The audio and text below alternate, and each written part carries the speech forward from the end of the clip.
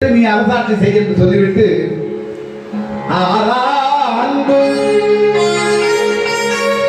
ராமனை தவிர இந்த பிறவியில் இந்த பூமியில் எனக்கு வேறு வேலை கிடையாது, வேறு யாரும் கிடையாது என்று சொல்லி ஆறா அன்பு சீதையை விட ஒருபடி மேலே அன்பு வைத்திருக்க முடியுமா லக்ஷ்மணன்?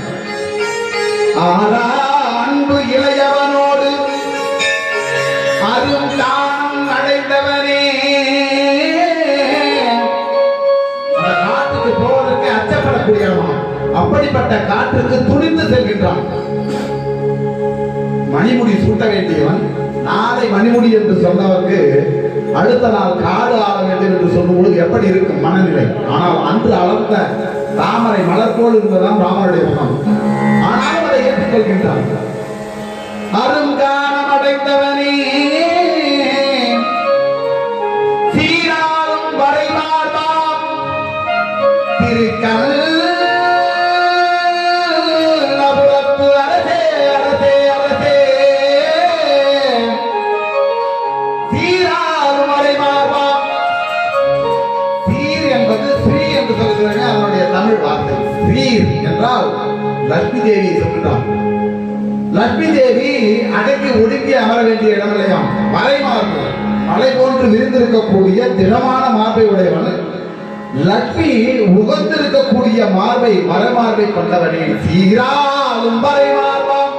லட்சுமி தேவி உன்னுடைய மார்பில் இருந்து கொண்டு இந்த உலகத்தை கருணையால் ரட்சிக்கின்றார். அப்படிப்பட்ட மார்பை உடையவன் சீராலும் மறைமார்பாம். திருக்கண்ணபுரத்து அரசே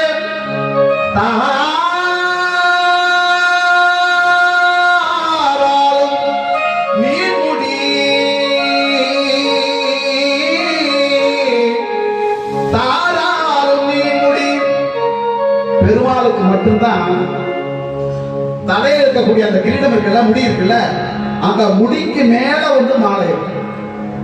தார் என்றால் மாலை, புஷ்பங்களால் தொடுக்கப்பட்ட மாலை. அந்த மாலையால் அந்த முடி அலங்கரிக்கப்பட்டு ஆட்சி செய்கிறது என்றால் நீ எங்களை ஆட்சி செய்கின்றாய். தாராலும் நீ முடி என் தாசரதி தசரதி